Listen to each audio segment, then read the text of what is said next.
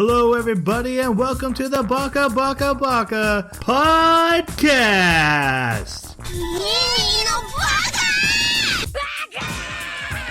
Baka. It's amazing how every time you open your mouth, you prove you're an idiot. Hello, everybody, and welcome to Baka. We are an anime podcast. If you've never listened before, what we do is we watch an anime every 2 weeks. We come together on this podcast and we talk about it. We then open up our discussion to our comment section to carry through the rest of the conversation with actual insightful comments. Whereas we just kind of lay out dumb stuff for the next hour and a half. And then you just kind of like, oh my gosh, I can't believe they didn't pick this up. or just joining a discussion. That's what the whole point of this is. We watched a retro anime because whenever we start our new year, we go back to some animes that we either wish we had watched or had watched in the past and want to share with our audience. This week, we watched Princess Tutu. Choo-choo. It is definitely not in our wheelhouse. No. That's one way to put it.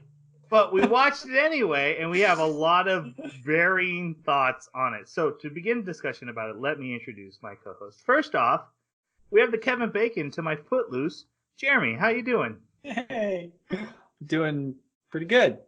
I wish I could remember a line. I would totally have said it. I actually know that reference, but I can't remember I'm just a line happy at all. you got the reference. Yeah. About to say, does he turn invisible? Yeah, basically. Become Ghost. No, that's a different actor. No, it's a different movie. I'm Come on, Hollow Man. I'm doing pretty well. Huh? I got Hollow Man, but you don't need to bring up Hollow Man. You don't need to bring up Isn't other that Kevin the Bacon new one, movies. though? It's Kevin Bacon. Isn't that the new? Is that the new one? No, that's not the new one. No, that's it. Oh, okay. Yeah, there's a new Invisible Man movie. Yeah. Jeremy, what I'm you been doing doing? pretty good. You've distracted me. I have been working on school stuff. The first week has started. It's pretty crazy. I've got like a 13-hour day on Tuesdays, and we have to be at school for 13 hours. So it's kind of crazy. But yeah, it's actually really fun though, because one of the classes is it's kind of a ludology video game design. Not even video game, actually like hardware medium video game or game design. Like we're talking board games, card games, tile games, things like that. And I have to work in a team, and it's the weirdest thing. Yeah, I have to work with 3 other people from my class, and I'm so not used to that. And I'm trying so hard not to be like the guy that's like, I got it all. I'm done. I'm going 100 miles an hour, and I just hope you guys trail along. But it's really interesting. It's been like 5 days since we got the assignment, and I think we've ironed out the next 2 weeks of assignments on it because I'm like, no, keep going. I want to get it done. So I hope they don't all hate me. We'll see. All right. My other host is the Channing Tatum to my Magic Mike, Jason. How you doing? Woo! Was Oh, he well, the guy for the from listeners, I pulled out my sick guns, and anyways, Is he the I'm guy not- from Jupiter Rising? Jeremy, Yes. Jeremy, just be quiet for a little bit, okay? Take a break. Okay. I'm getting over a cold, so there's that. But I did pick up a new game that's in early access right now called GTFO. It was almost tailor-made for me. This game is some of the scariest 4-player co-op I have ever seen. Quick rundown is you go down into like this facility, and they're not quite zombies, but they're like the Last of Us kind of zombies, like infected. And you have to work as a team to like find items and get the objective done and get out, because it's a very much a horde game. But the problem is that very limited ammo and very limited resources, so you have to plan out every encounter. And some of the doors are like security doors, so they'll have alarms. And yeah, that's been absolute blast. Die a lot. I'll bet. And my name is Troy. Wait, Channing Tatum he was a rollerblading werewolf in Jupiter Ascending. Yes, he was. But still not relevant. Your factoid didn't make it relevant, man. But I knew something. Okay. I knew something relevant to pop culture. He's so proud of himself. I don't know if Jupiter Ascending is pop culture. Okay, failed pop culture then. There we go. Fair enough. Okay. So my name is Troy. I'm the guy who talks the most but says the least. And last time we did an episode, I mentioned I was watching DuckTales. I finished the 2 seasons.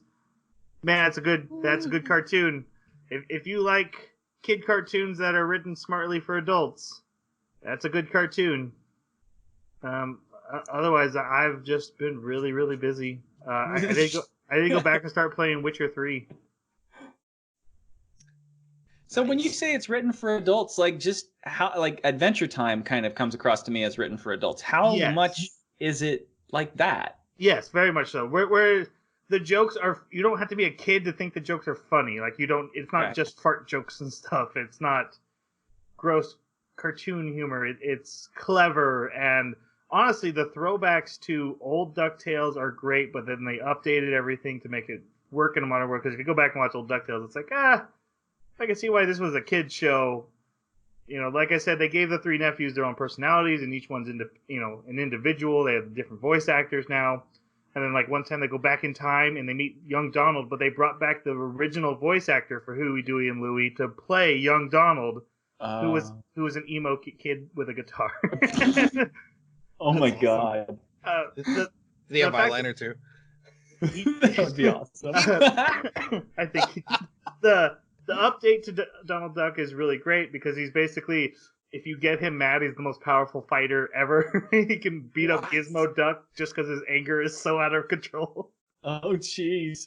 And what they've done with Glomgold, one of the main villains of the original DuckTales, and they just kind of made him a silly spoof of himself. And he's so good. He's just like a fake Scrooge in every way. Even his beard's not real. His beard comes off like every episode. He pulls another one out of his pocket, puts it back on. All right. You said they introduced Darkwing Duck as well, right?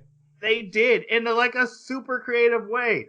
Ask me about it after the show, and I'll spoil it for you. It's fantastic. It's one of the best. I didn't like original Darkwing Duck because it doesn't connect. I did too. I was offended Launchpad was there. I was like, you have a job. Why are you hanging out with this guy? Why are you abandoning your family?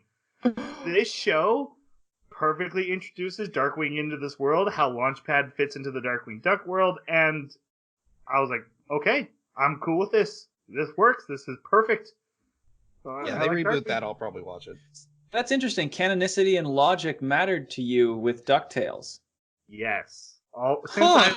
That's been important to me since I was a kid. To die on, don't we? And Tailspin. Oh, and Tailspin's a part of Jeremy, you're the worst. He's making Star Wars. Yeah, I think we have an anime to discuss. Yeah. All right, let's talk about the anime that we are here to discuss, as much as Jason wants to put it off. Let's talk about our early reviews before we go into spoiler section. Jeremy, what do you think? I actually really liked it. I could very easily just completely excise the entire ballet. That is awesome. I love that droid. The entire ballet from it. Just like remove everything related to ballet from it and just give me the story. And I'd give it 5 stars at that point. I loved that. The story, everything was great. Love the characters. Love where the story goes. But yeah, ballet's not my thing. Okay, I think that was a good review. Jason, what'd you think? I did not like this anime much. The characters felt very flat. The storytelling was not great. The voice actors did a great job, but the dialogue was just dull. And I really didn't find any interest in the entire anime until like the end of episode 11 and some of 12. Okay. And as for me, I did like it for what it was and what it was trying to do. It's not going to come anywhere near like my top anime of all time, but I think it was a super original idea. While the ballet setting and theme doesn't really resonate with me, I really enjoyed how immersed they got into it and how committed they were. And there's a fairy tale surrealism that's like a throwback to old fairy tales where they're kind of creepy and have scary endings that's mixed in with this, fairly old school anime.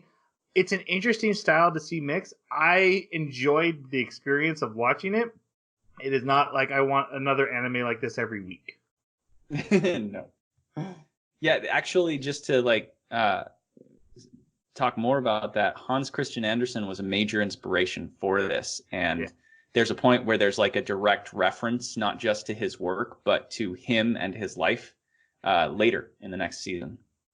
Jeremy knows what happens in the next season, and he's going to not spoil it. Yes, that's foreshadowing. I should clarify, we only watched the first 13 episodes, the first season of this, because this is just a retro pick and we're not going to be going on. So we are just talking about it in that framing.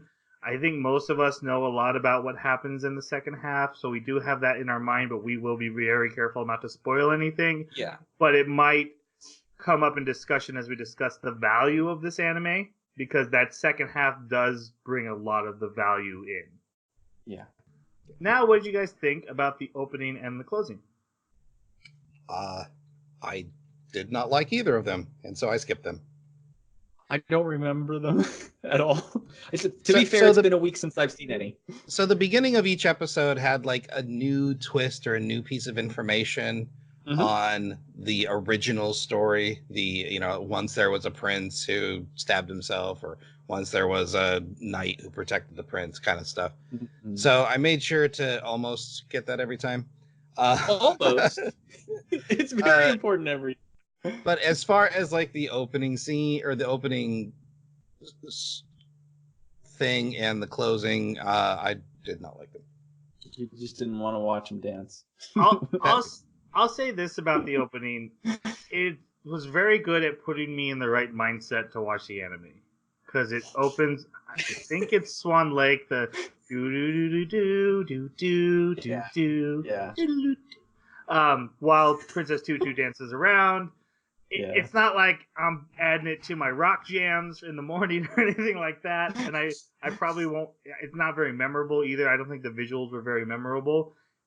A lot of this anime has ballet music playing throughout. It's half an anime, half a ballet, told through a fairy tale.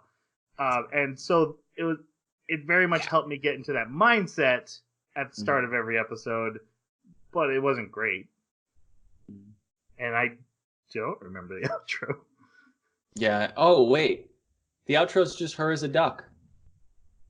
I watched it on Amazon, and Amazon goes to the next episode within like 5 seconds, so it didn't play. Yeah.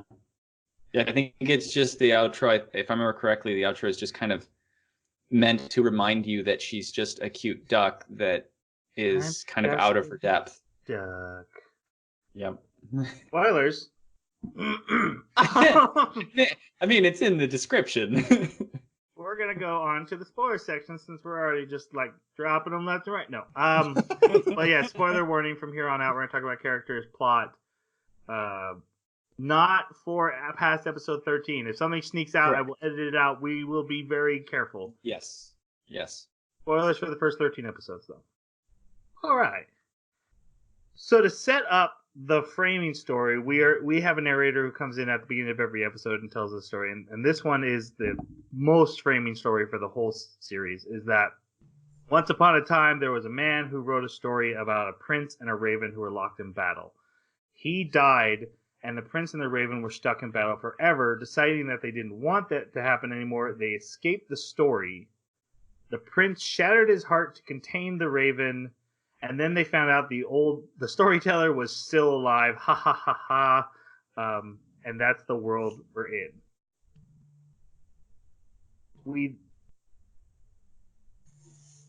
Jeremy, you still with us? Yeah. Okay. I'm just holding very still. We then open on a duck who is watching a young, handsome, white-haired boy dance, and she's like, "Man, he looks so lonely. I wish I could dance with him." And then she wakes up as a girl in the world and doesn't remember being a duck when she wakes up in this initial episode.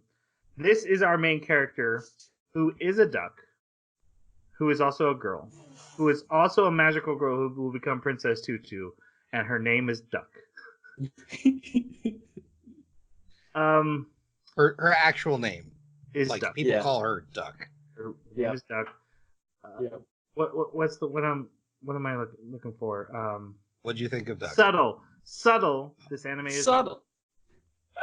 But at the same time, I mean, there are like anthropomorphic animal people, so yes, maybe we'll get to them. it's a thing. Yeah.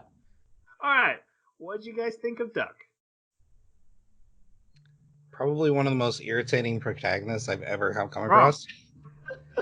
Wrong. I could not stand watching her. Jeremy, what did you wrong. think of Duck? I thought Duck was great. She was adorable. I loved her energy, her personality. I thought it was interesting that she actually had a pretty good inner conflict when she was trying to. There were times where she'd question, like, "Wait a minute, what did I even like that prince? Like, what? Why did I like him? Was it just because he danced nice?" Like, there were moments where she questioned her entire motivation, and that was really cool. She was always doubting herself. I think in the first couple episodes, she faced more failure than Rey in the entire Star Wars trilogy. All right, that is your last Star Wars joke for tonight. Back to Jason. Why didn't you like Duck? So I will have to be honest. When she was with her two friends, that was some of the funnier scenes.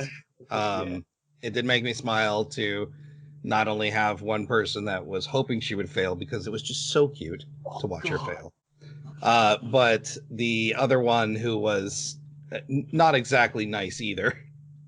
But you know, they loved Duck, but she's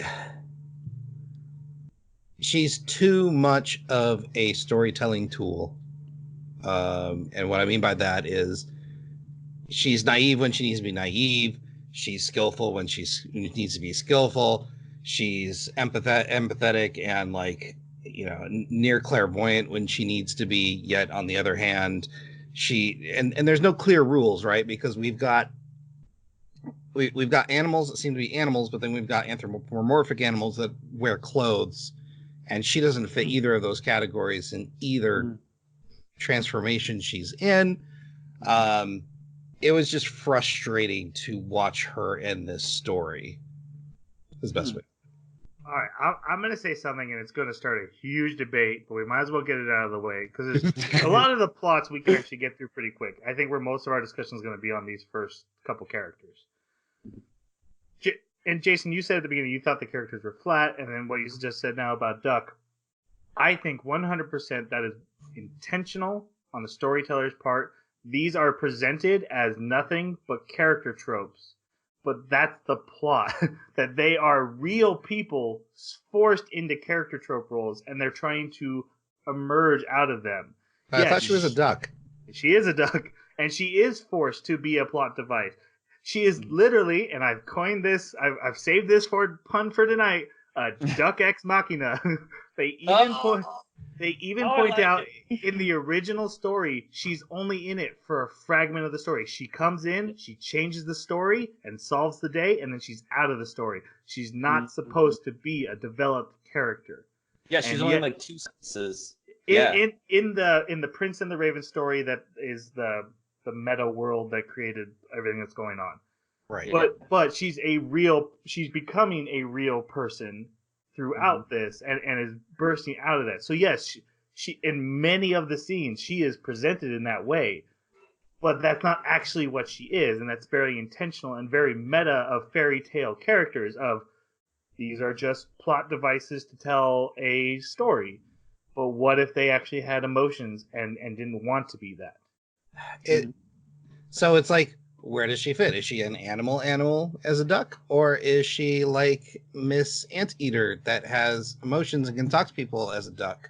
Or because she's obviously somewhere in between, she can understand people when she's a duck without the pendant, but she can't talk back. Like, it's... That's literally the identity crisis she's having in these 13 episodes. She's wondering, am I just a duck? Am I a girl? Am I Princess Tutu? But it's not interesting. I think that's debatable. I think that's Okay, I think it's that's not actually interesting to me. really, okay, that I believe. But I actually kind of find that, the more I think about it, I actually find it a little bit difficult to believe, because it's kind of a philosophical question for her character, and I know you like philosophy. I mean, if you're looking at her perspective, it's such a weird thing. Even if she is just an animal that doesn't think like that, which, I mean, I don't want to get into how animals think, because I got my own opinions there, but like how it's presented in a fairy tale, at least in this story, I don't think that there is any kind of consistent thing as far as like, these are animals and these are anthropomorphic people that look exactly like animals walking on two legs, or sometimes four in the case of a goat. So like, I don't know, the fairy tale environment, the setting kind of blurs that for you, so it never stuck out to me. And I think that might be where it is mind-numbing for me. Because you have the same issue with Disney movies, right? Because you've got the main actors, and then you've got their near human animal counterparts, and then you've got the actual animals that they use as like beasts of burden, or they're just rodents in the forest. Yeah. Like, Yes. because like the canary in the beginning, right? It didn't look like it was trying to be a person or wanted to dance with them. It just looked like a normal bird. But Yeah. she's not. Like, I don't. Yeah. Yeah, and that kind of stuff just is. There's no rules to it. Therefore, there's no way to, I don't know, categorize it or make sense of it for me. Have you read like Hans Christian Andersen fairy tale stuff and things like that? Sometimes the rules are a bit ambiguous. It's kind of a thing with fairy tales for setting up the stage. Okay. Yeah. I stick by what I said earlier, and I don't see how it's how her aspect of how her character fits into the story and how they're playing with the whole meta of characters and tropes. I can't see how that's at least not interesting. Even if the rest of the story is bland and boring, I don't see how that framework is not interesting. Because that framework is not made really known until nearly the end of this first half. And the characters don't even start bucking against their prescribed roles until then. And since I haven't seen the second half, I don't have any context to put that in. I have to disagree with you on whether the characters are bucking against their prescribed roles. Fakir is bucking against it from the moment we see him. Like, the whole reason that he's trying to stop the prince from getting his heart shards back is because he doesn't want the story to continue so that he can die. So he's fighting the story from day one. Even though he pretends he's a hero. Yeah, he doesn't really want to be the knight because he doesn't want to die, and he knows that's his destiny. Rue doesn't even remember anything about her history, so she's kind of bucking the story a bit there. The only one that's really like playing the story, I guess two would be Muto and Tutu. And Tutu the whole time is like, I don't know, should I be even like, there's a whole part where she starts saying, I don't think I should collect these heart shards anymore. You know, I think maybe I should stop. Everybody else says I shouldn't do this. And that would be bucking the story. And that happens relatively early. So I don't know. I think I don't know. I'm not sure that's a good example, because in that moment, she caused the person that she loves a ton of pain. And it seems that every time she gets him a new shard, she delivers even more pain to him. So that's why that made sense in that particular context, right? Sure. But also, we don't even know what the roles are until later on.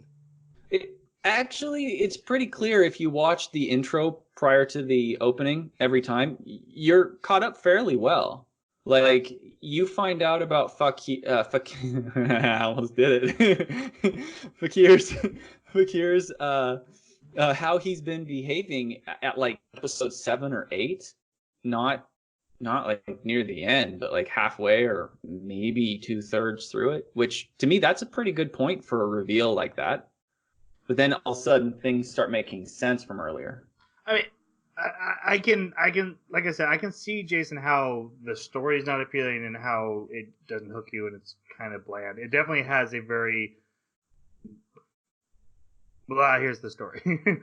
In the first couple episodes, especially, what hooked me was that intro from the narrator that, okay, there's a prince and there's a raven and they're in this world. And then I'm looking at all these characters like, where are they? Which was who is who? No one's really playing the role that they're supposed to be in yet. And then as the anime goes along, they start getting forced into those roles. But I can see how each episode doesn't really present everything well. Because if it wasn't for that narration, I would have had a hard time getting into it. But even the narration is talking about a story before what we're seeing now. So it's like, for like the first 6 or 7 episodes, it's the same formula.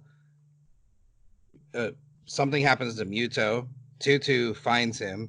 The disturbance is his heart shard. She gets the heart shard and gives it to him.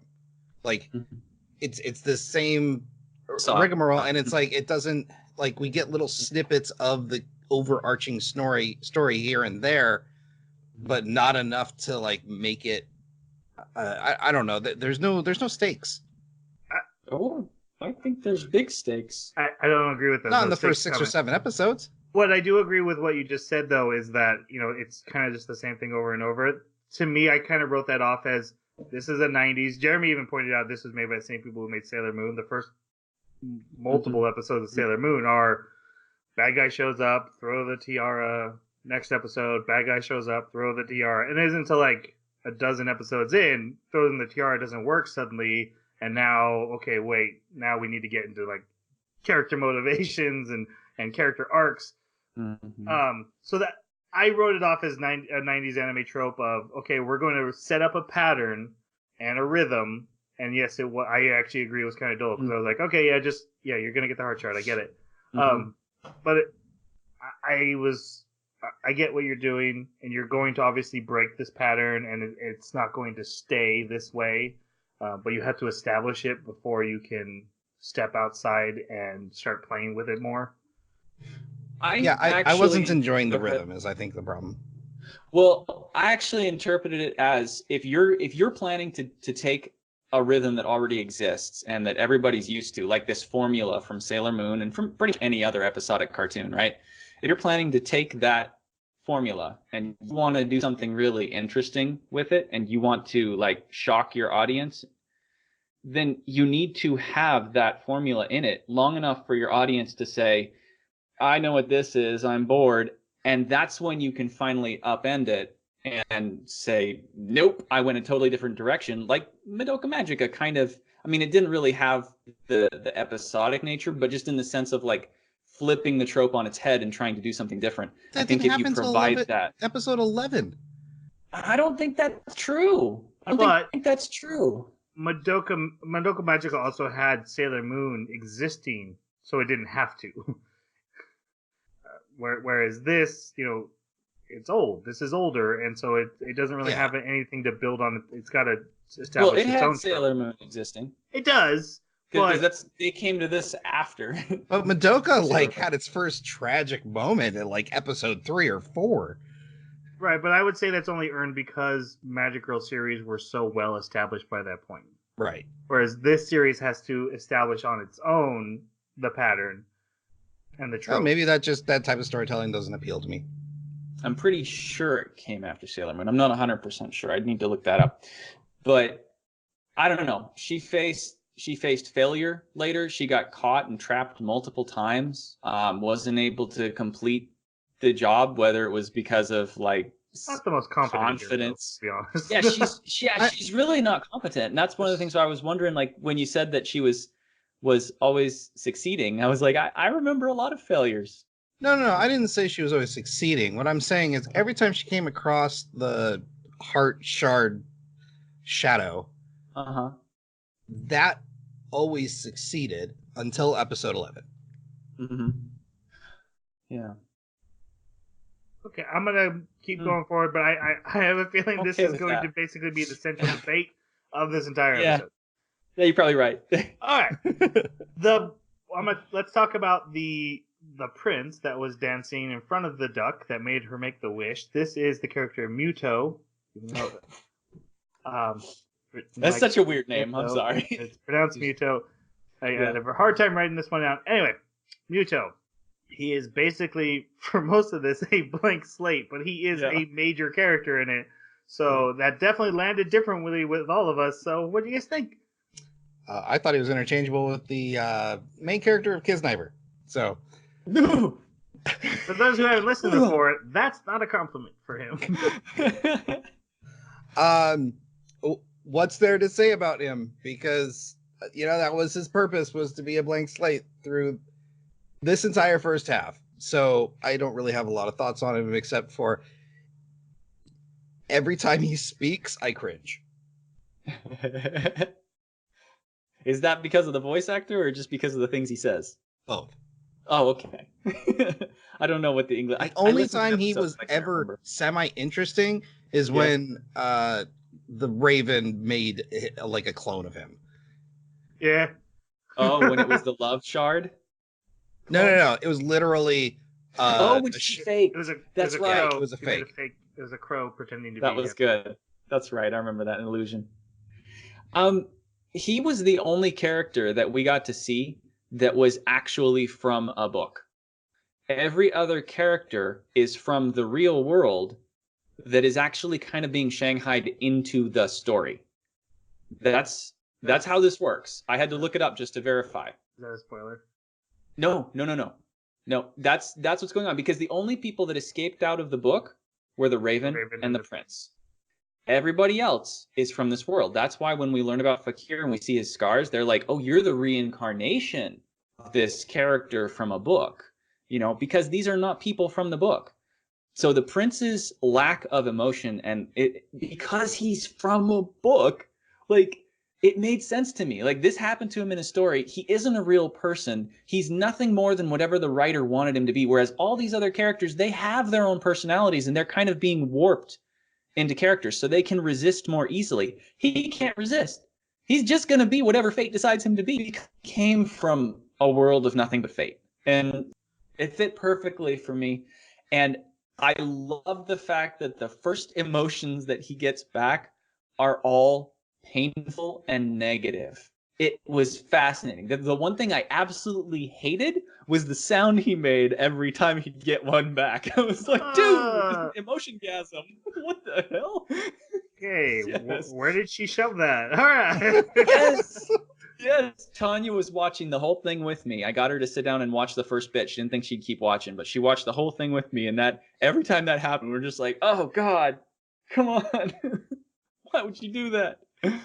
So, I agree with both of you on this one, actually, because I find him to be the least interesting, the least interesting character of the whole bunch.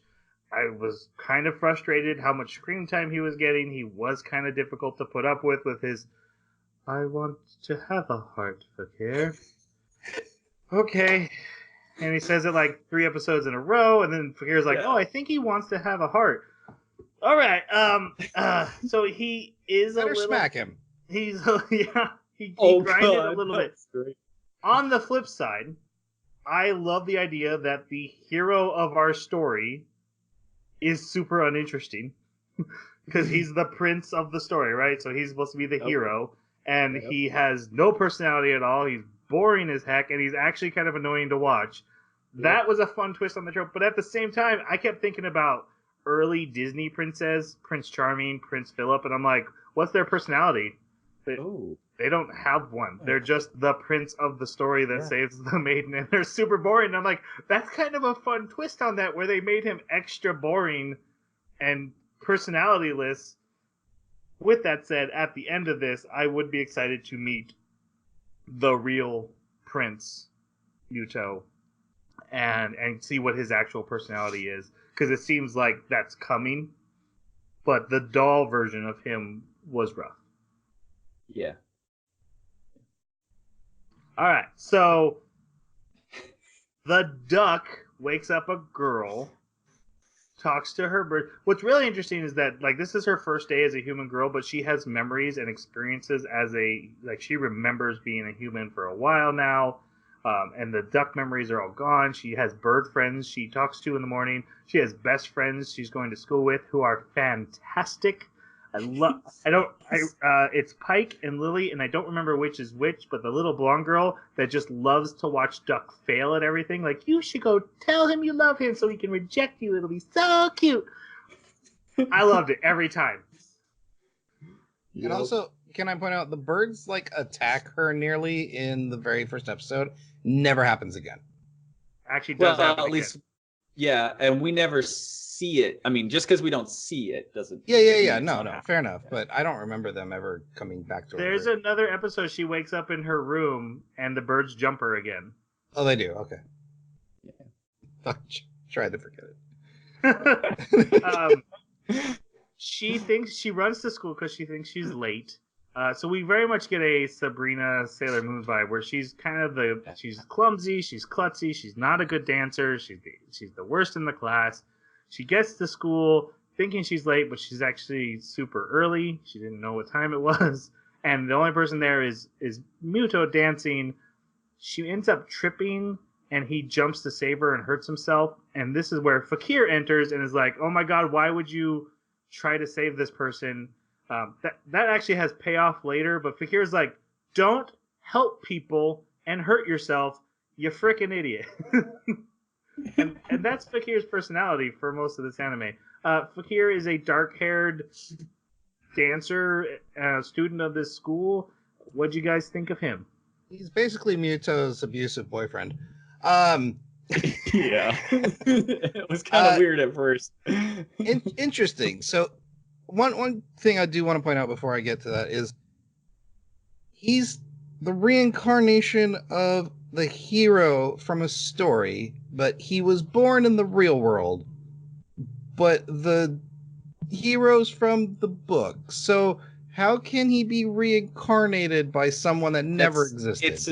It's a statement from his foster father, Blacksmith. That's who told him he's the reincarnation. That doesn't mean he is.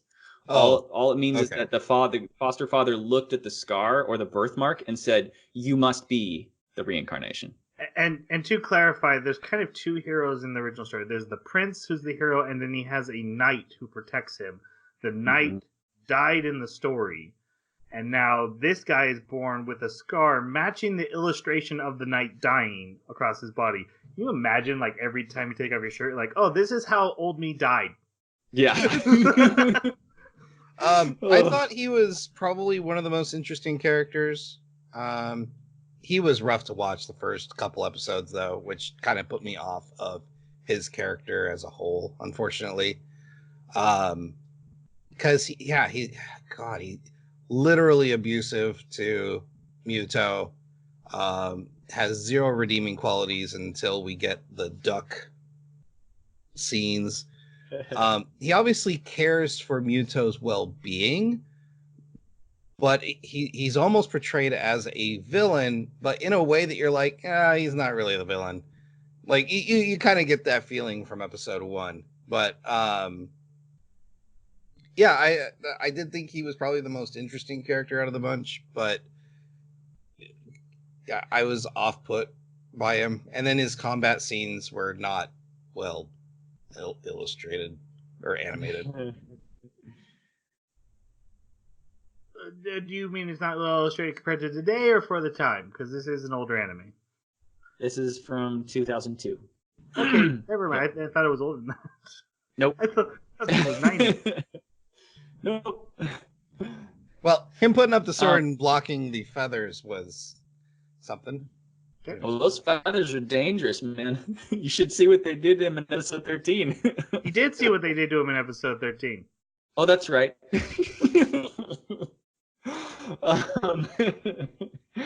I really liked Fakir, but I had the same exact issue with him at the beginning. I was like, what's going on? I thought he was either the Prince or the Raven. And Troy, I know you thought the same thing, that, like, why is he so mean and controlling? Like, he seems to almost despise the Prince, or despise Muto, because we're not 100% sure Muto's the prince. We're just kind of getting the implication at this point. And so I was really wondering that, but I liked him a lot, and where they went with him as a character, and how they showed that, especially when we started getting his flashbacks and learning why he became this way, because he wasn't initially, he was really fond of the prince and wanted to show him the world, but things happened as they're prone to do. Yeah, that's right, on the magic carpet, right? And so I really liked Fakir. I liked his relationship with Duck and where that went. Yeah, just like you guys, his villainousness is so over the top in the first couple episodes. I'm like, okay, you're not the villain. You can't be. It's like too much. There was an intimacy. Like, I understand why Jason called them boyfriends. There's an intimacy between them. My theory after like the first few episodes was, okay, Fakir is the prince, Muto is his heart, and by putting the heart back together, he will then become the full prince. They'll combine, and that's why he could be so intimate with him. He's literally like touching his own face. He can slap him. I'm just slapping myself for being an idiot. And that his whole thing was going to be like, if I have a heart, I can get hurt again and love. And I thought that's where we were going. It didn't. So I thought Fakir for a while was the sword. Which the princess kind of is in his own way. Right. Remember that? So that's actually close. Yeah. But like you guys said, I really liked this character. I felt he was the most arcing. I shipped it from the get-go. I was like, I know we're a ship when I see one, even if it hasn't even talked to each other yet. Duck and Fakir. Yep, Duck and Fakir. I shipped it from this episode. And he kind of has the most character arc throughout this, which in an anime where the character arcs are like underneath or being set up, that was refreshing. Mm-hmm. He was a little bit much in the first couple episodes, like just slapping Fakir around. Especially when I learned that they're not the same person, and I'm like, oh no, you're just literally hitting him. Okay. Yep. Well, the prince didn't like it, and I kind of appreciated the scene because of that, where it was like, oh, he's just gonna walk out now. That you've never seen this happen before, have you?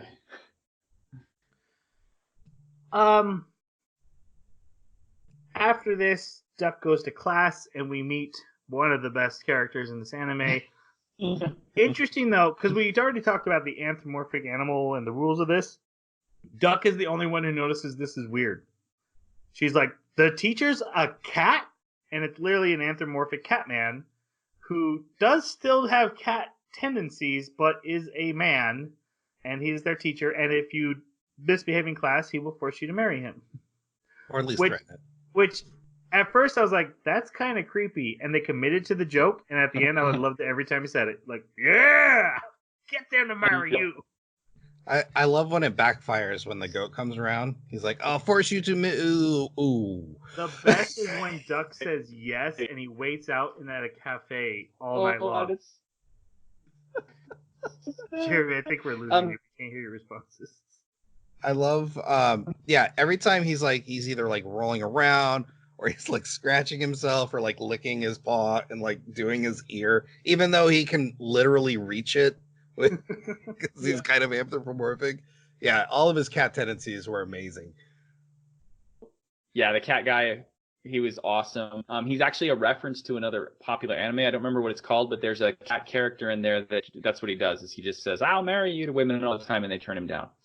So that's the reason they included it. Oh, really? But, yeah. Okay. But it actually had I'm not enough of an aficionado to know it, but as soon as I saw I went and watched like a 32 Facts thing, and there's a lot about this anime that's really interesting, as far as connections go. Like, for instance, the producer and like all the team except for the voice actors went and did ballet lessons in order to understand what they were going to be writing and drawing about. But the surreal. I was gonna say, I'll be 100% honest. While watching that, I could feel that. I'm like, I know I'm not getting it because I don't know this stuff, but I can feel there's care put into this. That there's compared to like Trinity Blood we watched last time, where they were just kind of like, we want to do this and we're just not really gonna do a good job at it. They were like, "This is what we want to do," and I feel like they nailed their goals, even if it's not going to appeal to all audiences, even myself included. I feel like they nailed what they wanted to do. Yeah, there's passion there. There is passion there, and dedication. I also absolutely got the surreal vibes. So did Tanya, where we're sitting there and we're like, wait a minute, what's going on? And in the next episode, when we get introduced to a freaking anteater ballerina, like, and we're just sitting there the whole time. We're like, is somebody's eyeball gonna pop out? Is somebody gonna explode? Like, what is next? I don't know. And yeah. And plus, every time that the doll lady Adele showed up and her music was playing, I got the vibe again, and I'm like, oh man, this is so creepy. I love this. It's so totally with you there on the surreal vibe. We are still on episode 1. Like I said, we're gonna have to go through the episodes very quickly, but the characters are more. Don't worry, important. there's not a lot there. Yeah, it's just episodic sometimes. I can't fault you for that one. It's true in the beginning. We are also introduced to the elite class of ballerinas who dance for the beginner class that Duck and her friends are a part of, and we meet the character Rue, who is technically Muto's girlfriend. But we are also going to find out she's Princess Krehi, a evil crow. She is not the Raven, she's a crow. I don't know if I know enough about crows and ravens to tell animation-wise which one I'm seeing. A lot of times I wrote down a raven shows up, and then they're like, it's a crow! Uh-huh. All right, fine. Yep. What did you guys think of Rue? I kind of liked her for the fact that she seemed the most normal as far as a person within an anime. But it was weird because every time she's with Muto, she's almost this doll, like she has no passion, no emotion, no anything to her. She just seems to be complacent when she's with him. But then when something happens or he's gone, she seems very normal, like any other girl in an anime, right? So, and I did like that she had no idea of her back, like what she really was. I think that was, I guess Rue is the most interesting character for me. Because, Fakim, he didn't know his background either, and I couldn't stand the dude. But, like, Rue, like, I guess because she turned villain, I guess I kind of liked her. I think the most irritating thing about it, though, was when, gosh, every time she jumped at them or jumped into position, she's just like this. And, How dare she do ready to fight? How dare she do ballet poses in this ballet anime? Right. All of the dancing was awful. Stupid robots and Robotech, get out of here! That's right. No, I totally agree with all that. I think that one of the things that made her really endearing to me was what happens in episode 13. Just the way that at the very end, she kind of bows out gracefully. And I kind of didn't expect that. Part of me hoped for it, but I didn't expect it.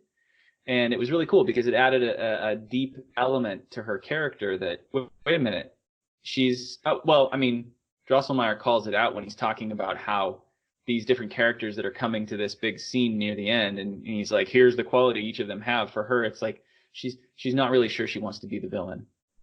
And I'm like, okay, that's actually really cool. I like that. It's more of that gray morality than you even see in anime that have gray morality villains, because this one's actually like calling it right out and saying, nope, this is her whole core, is that she doesn't know if she really wants to be what I've written her to be.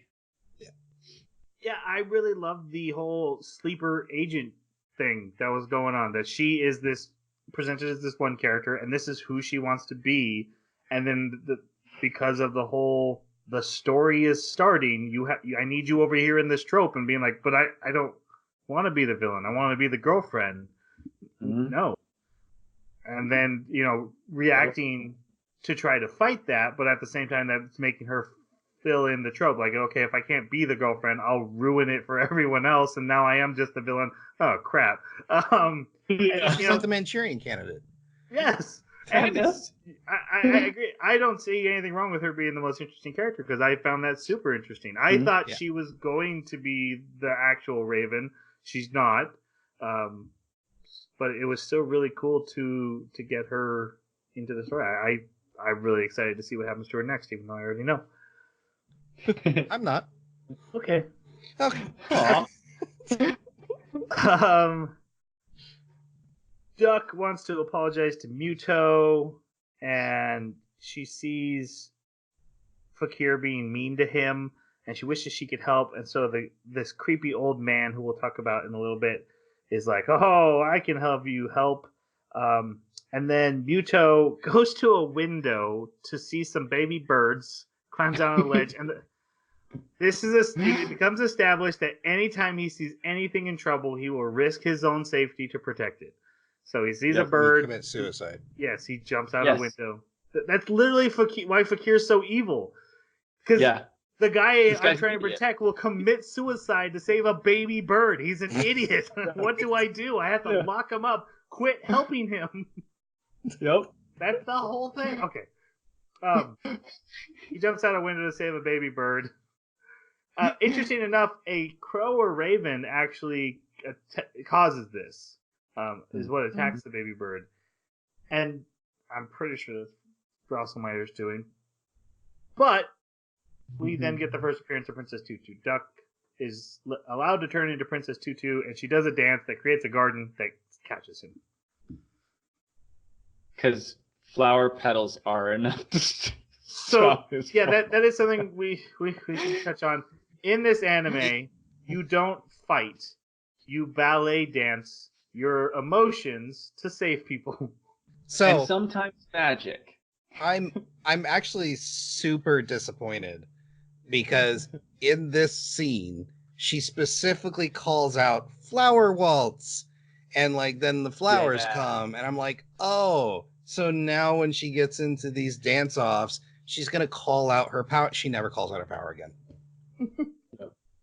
Missed opportunity. Also, after this happens, she remembers that she's a duck, and so she turns into a duck. And she's like, "Oh yeah, I was a duck the whole time. How did I become a girl?" And she's like, I love that. oh wait, that's the penguin. I bet. The whole duck thing makes it very difficult to explain this anime to someone in like one sentence. What is this about? It's about a duck that's a girl, that's a magical girl that's helping fairy tale. What? I get. I mean, it's accurate. You just need to watch it and hope you can stomach ballet. I will say, I was super uncomfortable with the amount of duck butthole we get to see when she's also a little girl through most of the anime. Every time I saw duck butthole, I'm like, oh, okay. I don't know if I'm supposed to look at that. That feels inappropriate. She's like a 13-year-old girl. But she's and also not super concerned with her nudity as well when she turns back into a girl. I am glad there's consistency with that. That the clothes don't change with her. Yeah, and I love the fact that she had to problem solve getting the clothes the first time that it happened in town.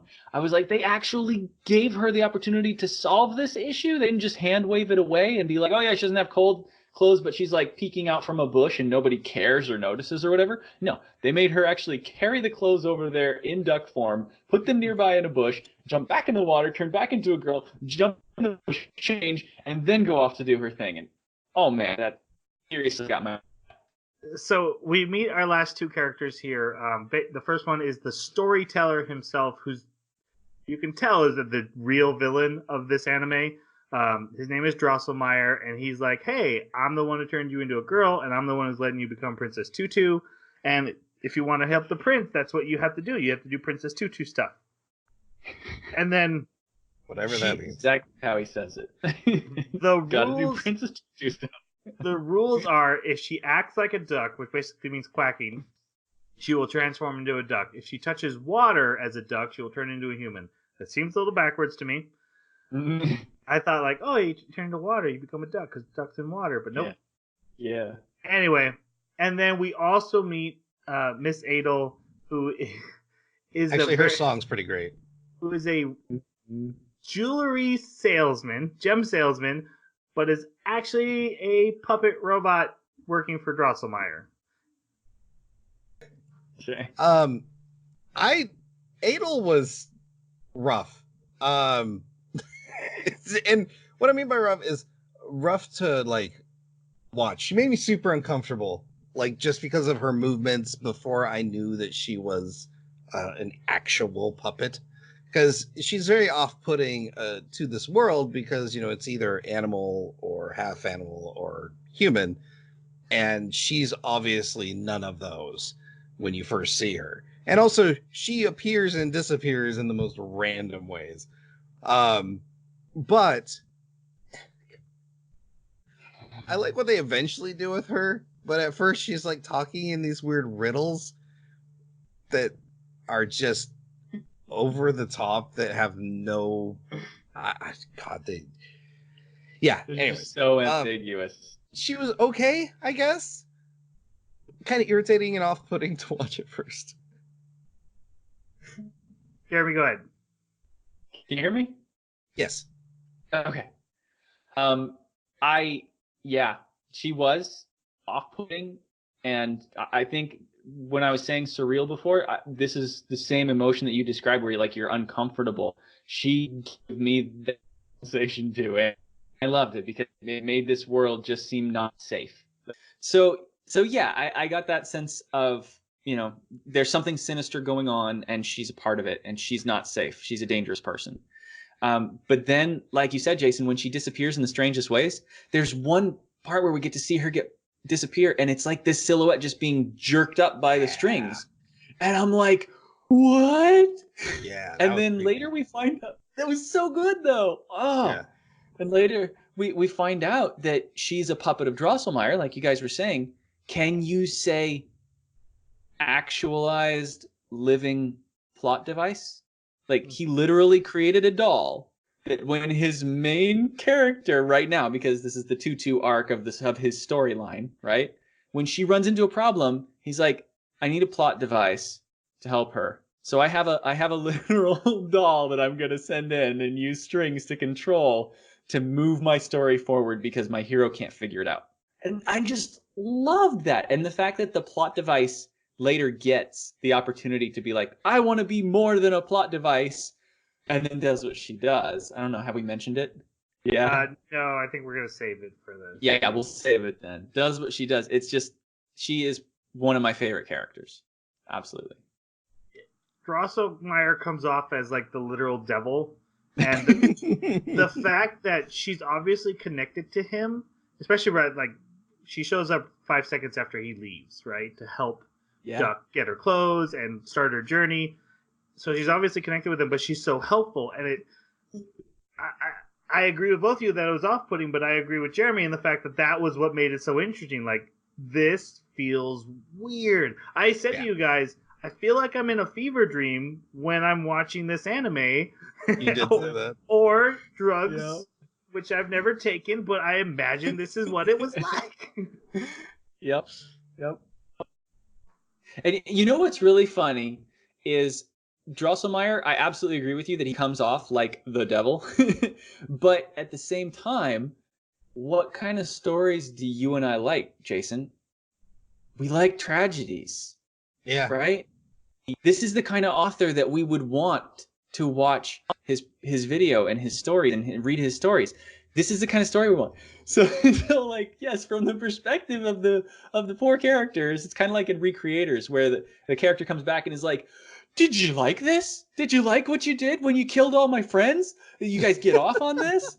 It's like, well, no, but it adds so much weight to your story. Right? It's very true. It's that meta of when you use characters in a story, if they were real, that's a horrible thing to do. Oh, yeah. Exactly. I was like, this is what's his name from Game of Thrones. This is the Game of Thrones author. J.R. Martin. Yes, thank you. We're going to push through a bunch of episodes really fast. Okay. In this episode, an anteater asks Muto to date her so that she can defeat Rue in dance combat. Dance uses Duck as her dance partner and defeats her back, and then we find a heart shard is inside the anteater. This is the second time that an anthropomorphic animal character has shown up, and everyone else is fine with it, and Duck's like, what? And she even says, like, she wasn't here before. Like, yesterday she didn't exist. What is going on? In the next episode, and again, I'm not going to have time to just touch on them, but the narrator is telling little snippets of the original Prince and Raven story that factor into like the theme of the episode. Mm-hmm. This is where Duck learns about the Prince and the Raven story. Her friends show her the book, and she's like, oh my gosh, that sounds really, really familiar. She sees Rue and Muto go out on a date and ends up following them. And creepy stalker. Muto has to get Rue water after he tells her he loves her, even though he just says it because she tells him to say it because he's like that. And Duck helps him. They go to a restaurant. This was another super creepy one. They go into this restaurant. Yes. All the food is cold. This lady's like, eat. Here's all this food. And it's all cold. The way she's drawn to is just super Her creepy. eyes are huge and tiny people. Duck goes and investigating, and the restaurant owner is like in the back, like, who am I going to serve next? And she's like, oh my God, she's killing people. She's like sharpening a blade, and she sees a tombstone out in the back.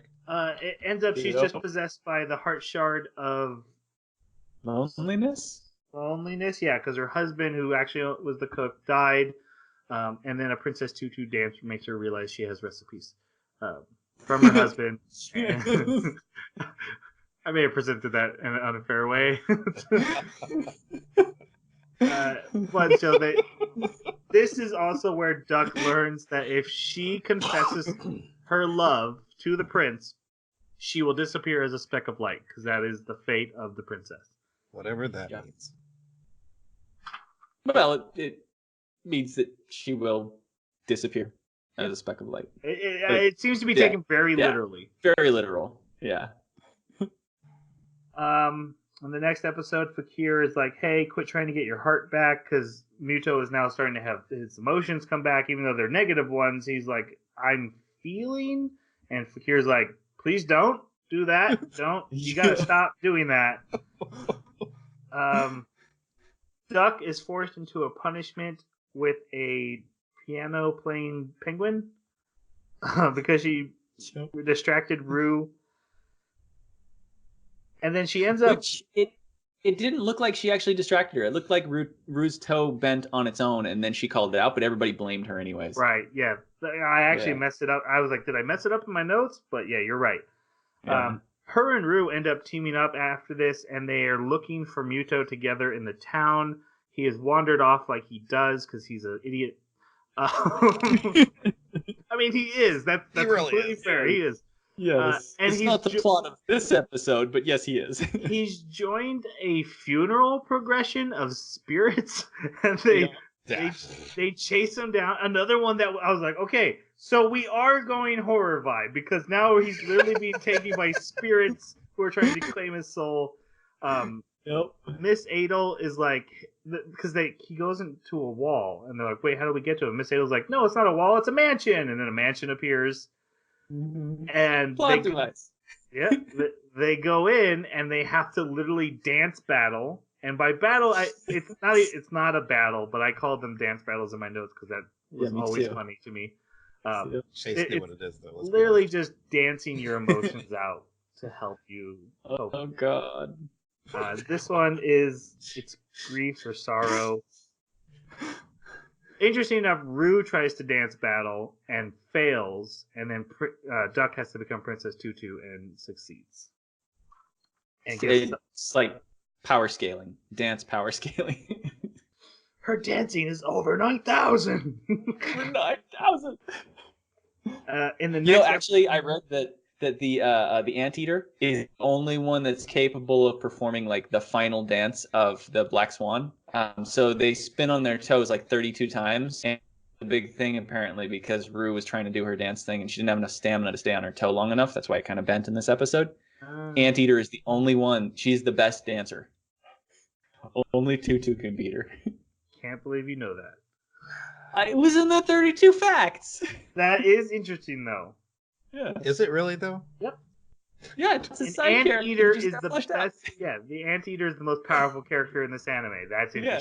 interesting. All right, in the next one, the fire festival is coming up. This is a dance in town where the best couple will get a golden apple. Is this But- Minecraft? Fakir ends up hiding Muto away and sees Duck and tells her, like, hey, I don't know why you're following him around, but you need to knock it off.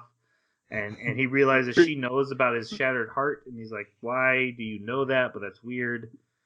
And then Muto disappears into a sub-basement where he's locked up.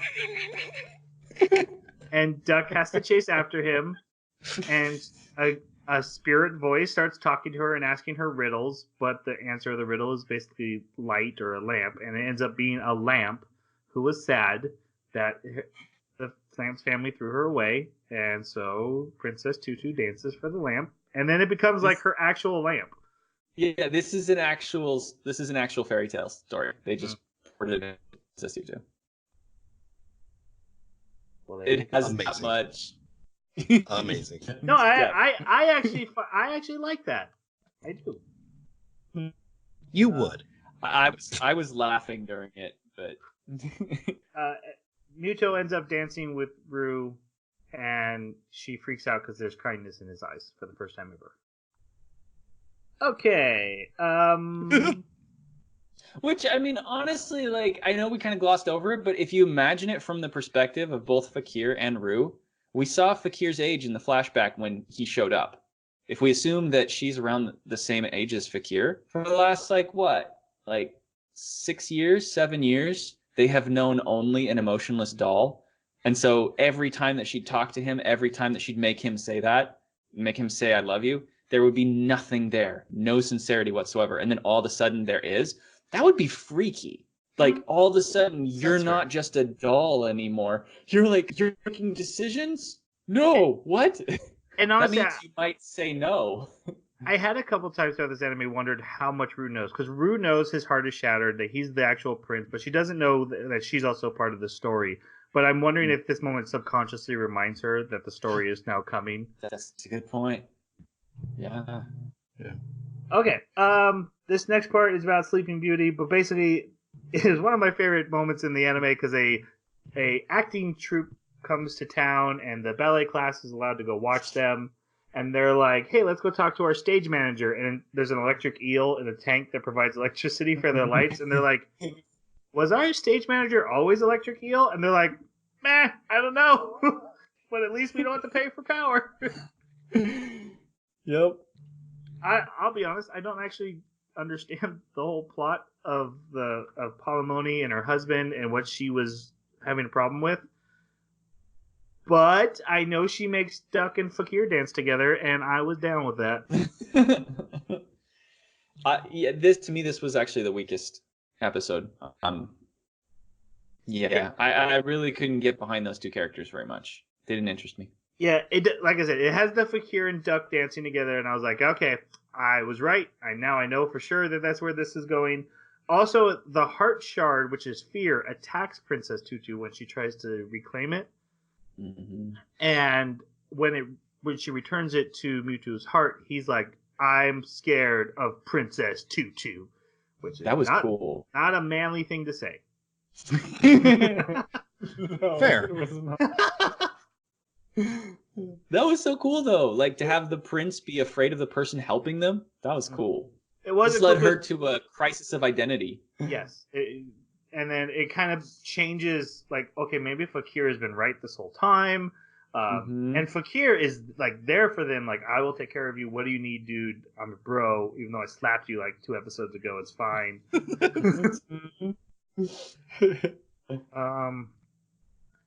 In the next one, we actually get Duck has been depressed. This is the one where she agrees to Mr. Cat to marry him, and he waits outside in the cafe for like an entire day. Depressed. Poor Mr. Cat. Her friends tell her to go to the sorting bridge where a voice will ask you questions so you can figure out your life, but it's actually just a heart shard for curiosity or knowledge seeking. That was awesome. I thought it was like a siren situation going on where it like lured you into the water to die. kind of. Kind of did that. Yeah. But I thought it was kinda like, a local legend. Duck meets Rue at the bridge. Neither of them hear the voice, but Muto also hears the voice from the water, and it's like his own voice. So that's how he knows the heart shard.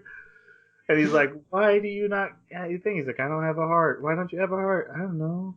And if you had a problem with the voice actor, this scene was tough because he's literally going back and forth, just not emoting at all. I don't know. Duck decides to quit. And Drosselmeyer is like, okay, I'm going to get personally involved. He goes there and he tells Duck, don't you quit. You can do it. And she's like, no, I actually quit. And she throws the gem away. So then he sends Miss Adel to try to give the gem back. And Duck's like, no, I don't want it.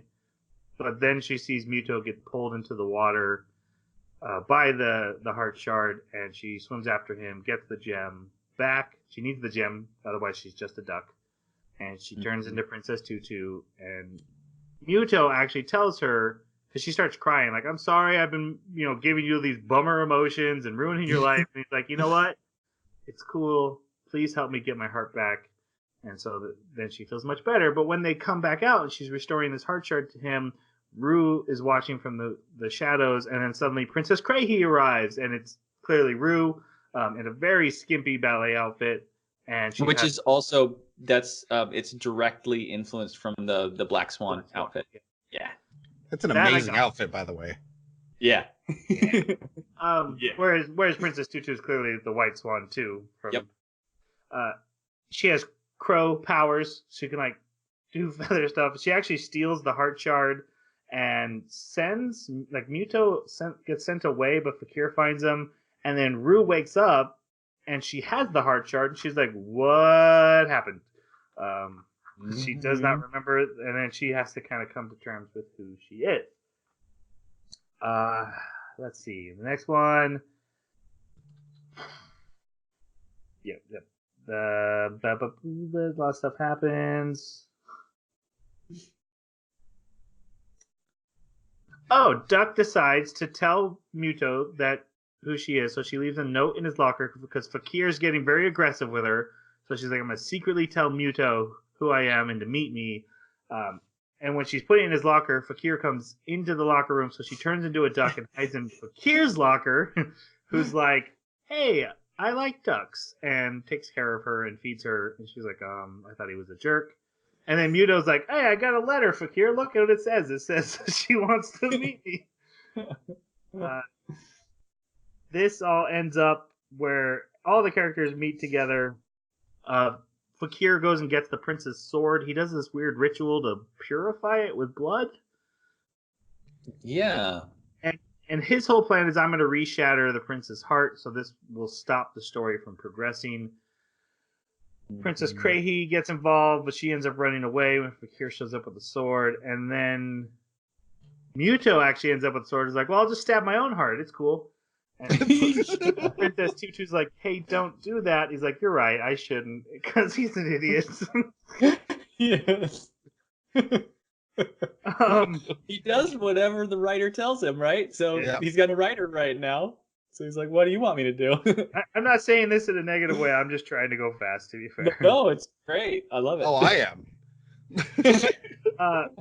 I love the moment where Miss Adel asks Duck, like, what is Fakir to you? Which is something that's kind of come up with the prince, is like, what am I to you? And she doesn't want to confess to him, but for the first time someone's like, how do you feel about Fakir? He fed you bread. Actually, I did love that when he walked away, she didn't just go and turn back to girl. She finished the bread that was on the ground. Like, okay, why is this bread so good? Yeah.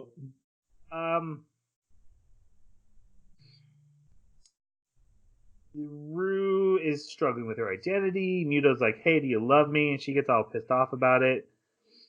This is where Mrs. Goat shows up. She just Duck gets yelled at for rolling in the hallway after her friends throw her down the hallway. And he's like, if you roll down the hallway, I will force you to marry me. And then the goat shows up rolling down the hallway really fast and is like, I'm a goat. Goat wants to marry Mr. Cat. And every time he threatens you to, if you do something, you'll marry him. She goes and does it specifically. He has to like, I can't marry you. You're literally eating your own menu. Well, and it's not just like, okay, so all this time we should be clear that when we say that there's anthropomorphic people here, like they are drawn like he's drawn like a cat standing on his hind legs. Like he's not a cat man. He's drawn like a cat standing on his hind legs. And this has been consistent for every one of them. Anteater was using her hind legs, right? The gator we see later, the penguin, all of them stand like humans, not goat. Goat has little ballerina shoes on all four hooves and blushes every time she looks and just looks like a goat. Yep. Yes. And she baz. She doesn't speak. She baz. It's great. In this episode, there's a girl who's basically stalking Rue and drawing her. Duck ends up dancing to get the heart shard from her. Krahi and Muto also show up at this. And then when I was really hoping this girl was like gonna turn out to be way more of like a villain or like a super obsessed with Rue. Yeah, she wasn't anything. Right? Yeah. Because she's got like all these drawings. Like I was hoping she would have like this closet where there are just even more drawings just posted all over the walls. That would have been great. That would have been cool. Anyway, like I said, Krahi shows up to get the heart shard this time, and Fakir shows up and basically chases her off, and then yells at Tutu like, "That's the bad guy! Kill her!" Because Krahi like falls down and is sad, and Princess Tutu's like, "Are you okay?" And Fakir's like, "What are you doing? We're trying to fight this." So he attacks her, and Krahi runs away. Man, a lot happened in episode 10. Duck accidentally drops her amulet, and Fakir finds it, and then he goes and talks to his dad to get a special sword because he got a wedding invite to the Krahi Muto wedding. All that happened in like 5 minutes, and it took a lot of notes, but I just crammed it together right there. We get a lot of backstory here. This is where we find out how Fakir met Prince Muto, who hasn't aged since he found him. Prince Muto has been the same age ever since. And Fakir was a little boy. Fakir was always raised thinking he'd be the knight, and so he's super into that idea. And then his father, adoptive father, the blacksmith, is like, "Yeah, but you're actually scared. You're scared you're going to die because you know that's what happens to the knight. So you don't actually want to help him. You should leave the prince alone." And he goes and cries until he sees his little duck friend who he hugs. That will be important later.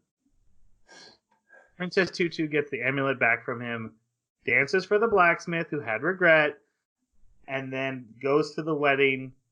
Fakir gets his special sword from his dad, who's like, "Okay, I was wrong. Have no regrets." And then they go to the wedding, and they have a big battle, and they stop Fakir. But on the way back, Duck tries to hide in the bushes and doesn't realize her hair sticks up, and Fakir's like, "I could see you in the bushes," and she has a pendant on her neck, and he's like, that's the Princess Tutu. Oh my god. He puts two and two together. Yeah, really fast, and Duck's like, "He didn't notice, he totally didn't," and he did. Literally in the next episode, he calls her, and he's like, "Are you Princess Tutu?" And she's like, "Yeah." It doesn't even deny it. And she's like, "We should work together." He's like, "No, I don't." Yeah, not gonna happen. Miss Adel is, by the way, by this point we've learned Miss Adel is a marionette, and she's sent to get involved in the story because the old Drosselmeyer doesn't think the story has everything it needs. It's missing something. Also, Drosselmeyer's crazy and evil at this point. Which turns out love needs to be more added in, so Miss Adel is selling love gems. Muto wants to buy it to give to Princess Tutu. Rude's like, "Hey, I'm your girlfriend. Can I totally borrow that before you give it to someone else and confess your love?" He's like, "I see no problem with that," because he's an idiot. And she curses it, and then there's this whole thing about Duck looking for Muto. She finds him and gives him an umbrella, which he doesn't even realize is a gift from someone who loves him. And then she turns into Princess Tutu to come back and get her gift. He gives her the gem. The gem traps them both. Krahi grabs Muto and runs off. Fakir tries to stop her, and he ends up being a coward. Crows are scary. And she jumps like this. Right. Fakir and Tutu team up to go find them. And Krahe actually calls out to Drosselmeyer like, hey, I'm going to make your story really good if you help me. And he's like, all right, here's this secret location I was saving for just such an occasion. And so he creates like this hidden lake under a castle and gives it to her. And then we come into the final battle. They end up running into her when she's taking the prince's sword and she runs away again. They get help from Miss Adel to find the secret catacombs. They go down there. They have a bunch of, oh my god, these characters are totally going to fall in love. You can totally tell now. Moments. They fall into a chasm because they're attacked by crows. And she has to turn into a duck to get them out. And she makes him hold the thing. And he realizes the duck he hugged was her. And she shows up and he's like, how come you didn't tell me you're the duck? And she stands up and she's like, because you're a big meanie. And he's like, you're still naked. She's like, oh my god, I am. That was a pretty funny moment. I was like, I could see it coming a mile away. And again, the fact that they commit to the magical girl transformation doesn't always bring close. I'm good. Yeah. Yep. They go to the final battle. The final battle is literally Krahe saying, if you want to save him, you have to tell him you love him, which will kill you. Or I'm going to tell him I love him, and then he'll be with me, and then you lose anyway. And Drosselmeyer's like, yay, I love this. And Fakir is like, I'm not down with this. I'm going to fight. He runs in. He battles a bunch of crows in a very cool, well-animated fight that everyone wants to see. This is Jason's favorite fight. He ends up losing, falling into the water. Because it was ice, then it becomes water, and the blood comes everywhere. But he crawls out. He shatters the prince's sword so that his heart can't ever be shattered again.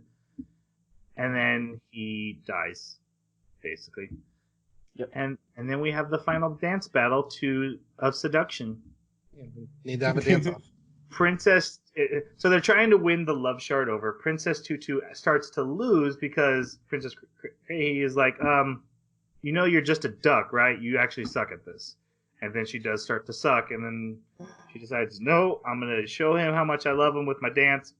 She dances a duo dance by herself, literally lands every jump like on her back, but she keeps dancing. And the love shard is dancing with Krahe, but the real Muto wakes up and extends his hand, and then like he falls in love with her without needing the love shard, basically, I guess. And then the love shard comes over to him anyway, and Krahe's like, okay, I just can't get him to love me, and so she dances away. And then we come to the most horrifying conclusion ever. They're lost in these dark catacombs trying to get out, her and Muto, and they see a light and they run out, and Fakir is there next to a burning fire. Someone saved him and lit a fire so he wouldn't freeze to death. And Miss Adel's voice comes out of it. And Miss Adel, she was told not to get emotionally attached to these characters, but she decided to save them anyway. She was the light to bring them out. She was the light for Fakir, and she set herself on fire.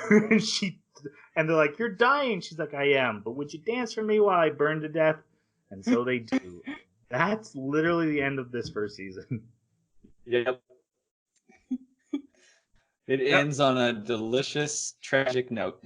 That was the fastest I've ever gone through an anime before. That's because there's no substance. No. Oh. I don't agree with that. I feel so bad because there's but we touched on so many of them already. The burning Miss Adel though, that is like straight up Hans Christian Andersen horror like that they have in their original fairy tales. I was impressed. I'm like, okay, that was pretty dark. Pretty good. Yeah, pretty amazing scene, really. It was. Yeah. Awesome. Then the beautiful dance, and then Drosselmeyer, of course, is like, but this isn't the real ending of the story. This is what I wanted to happen. Ha ha ha ha ha. Mm-hmm. And then it goes into the second half, which is very like what Jeremy had said in the pre-show that this is the payoff is in the second half. All right, let's go to final reviews. Jason, what did you think? This is not my favorite anime, nor was it all that great to watch. A lot about it was super cringy for me. And it really didn't start getting interesting at all until probably the end of episode 11. So, I didn't have a great time with it. I'm going to give it a 2. Jeremy, what do you think? The cringe factor was real. Every time that she was dancing and her solution to people's problems, which were serious problems, dance with me, I'll make you feel better. And yeah, that was really cringy. But I also agree with Troy. Like if ballet's your thing, then you're gonna love the dance. And so yeah, that's still bleh for me. But the story and just the way that this works with these characters deciding whether or not they want to do what they've been written to do, especially because they've been kind of commandeered for the most part. They're not even from a book, but this guy who is, writing a story and just saying, hey, and I pick you, and I pick you, and I pick you, and I'm going to include you in my story. So now you got to do what I say. Seeing that little battle of wills take place is really cool. That's probably a highlight when it comes to character interactions for me and stories. So plus it was really comedic. I absolutely loved the main character. I thought she was hysterical. She had great energy, great attitude. Her personality was great. Oh yeah, she was. Like in the first episode when like she's trying to get in the room and he closes the door and yep, she's managed to get in, slides down to the ground. I don't know. There were just these funny slapstick scenes with her where her klutziness and silliness is exactly the kind of thing I find really funny. So I got to give it a 4 out of 5. I really enjoyed it, and I think if I watched the second half after reading what I did about it, I'd probably give the whole series a 5. How do you rate something like this? Where again, like I mentioned, I think they hit every goal. They made exactly what they wanted to. They made something original and authentic and true to its vision. But I'm not into ballet. and as much as I enjoyed the fairy tale surrealism, this kind of felt old and antiquate. You know what I'm trying to say? Didn't feel fresh. Although it didn't feel fresh as far as anime. And I'm gonna go 3. I'm gonna sit right in the middle. It's definitely deserving of like a classic anime. If people are like, I want to watch a classic anime, and this is their kind of thing, they definitely should watch it. I could definitely see why someone like Jason would be like, but it's dancing. Why would I? This is a guy who didn't like the whole anime because it was about basketball. So I get it. So 3 for me. All right, our next anime that we will be talking about, hopefully in a little better pace, will be Vinland Saga. We are going to watch the whole 24 episodes for this first 2 weeks. We're just going to watch episodes 1 through 12, and then we'll be discussing that, and then going to the second half. This is an anime about Vikings, and I've heard it's very good, although it's not very fast. Like, it takes its time and fleshes things out. So just be prepared for that. I'm looking forward to like a historical anime. It's also got a fairly high rating. I'm assuming it's for violence. So just like adult rating, yeah. Yeah, with Vikings that probably makes sense. Yeah. Yep. Okay. Well, then we have to do the other things that I say at the end of the anime. If you would like to comment on Princess Tutu, fairy tales, ballet, feel free to do so on our Twitter at Baka Podcast. Send us an email, theanimebakaclub@gmail.com, or leave a comment wherever you found the podcast, and it'll get back to us. And do I say anything else? My notes say I rushed through so fast, I'm all off my rhythm, guys. Thanks for listening. Yeah, let's say goodbye. All right, thanks for listening. Bye. No, Jeremy, that is not your goodbye. Yes, you owe me $5. Damn it! What did you want me to say? Sayonara. Jeremy, you're supposed to say, come dance with me. You always quote the stupidest quote in the anime at the end of the episode. Right. I bet Jason $5 you would Every time you pick the most dumbest thing from the anime to say, and you didn't do it this time.